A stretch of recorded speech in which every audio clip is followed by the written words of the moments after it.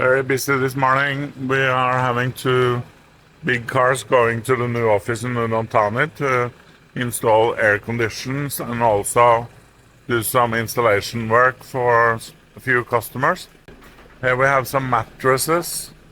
Obviously the house needs absolutely everything, so mattresses is one of the things that we are bringing. This car has two batteries for a customer that we're going to install. We're also doing an installation in Khon end of next week. So that is also some equipment for that. But now we can order equipment directly to Udon Thani, so we're getting a lot of panels delivered directly there, so that's a huge benefit. Some interesting things going on with the gas. Obviously everybody knows that it's really hard to get gas now. And the price went up 6 baht per liter this morning.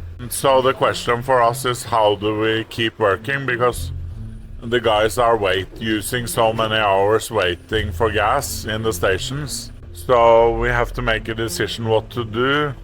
Because obviously for us it's very important to keep working. Let's say the gas situation stays like this, which is quite likely for a while. Or get worse. What are we going to do? How are we gonna do installations? How are we gonna do support? So we have decided to buy an EV truck. So we are getting an outside investment to do that. The company is doing fine, actually very good economics, but for companies, especially doing solar of a certain size, cash flow has to be quite high. So we have to get an external investment to get this car. If not, we will get problems with cash flow. For those that are interested in business management, you will know that cash flow is really important and probably the element that most people ignore the most in business management. If you don't have proper cash flow, you can suddenly be in a situation where you can't do any work. Even though you're profitable and everything, no cash flow, you can't work. So that's why, to keep a good cash flow, instead of using the company's money that we basically can't because we need the cash flow, we are getting an external investment, buy that car, and then we can work even if fuel completely disappears for a while or the stock or prices are. But it's only one truck. We do have this small car too, that's an EV, but obviously not really gonna help. So that's why we're getting the truck. And I think we have to do that based on just to keep the company running. I mean, who knows how long this situation is gonna last.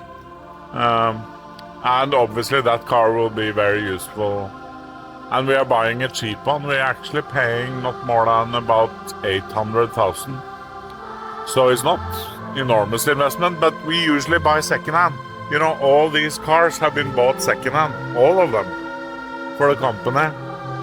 So it's actually the first time we buy first-hand, so that's unusual for us. So obviously, when you run a company, normally you want second-hand stuff. You don't want new things. It doesn't make any sense. But in this case, we have to change that policy just a little bit. Just to keep everything going. We get it delivered tomorrow, so here's preparing mattresses and stuff like that. Let's see, now we can take a look inside here, what's going on.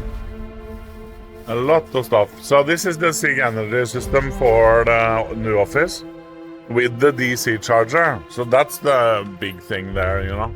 It has the DC charger that can charge 25 kilowatt. And it takes it directly from the panel. It does not go through the inverter, which is amazing. You know, if you charge at home with a normal charger, first the inverter has to convert it to AC if you have a solar, then it goes to the car. But with this DC charger, it just goes straight through. So with a 10 kilowatt inverter, you can actually effectively be using 15 to 18 kilowatt of power, because you have 10 kilowatt AC and then you have 5 to 8 kilowatt going into the car with 20 kilowatt pico panels. That's perfect situation. Then you can charge fast and get ready for the next day. These are the air cons. We have 6 air cons going into the house, and we obviously gonna install that. These are for wall mounting the TVs in the showroom. So let's say hello to the big boss. She's also out. And here we have, she's the admin and that's the big boss.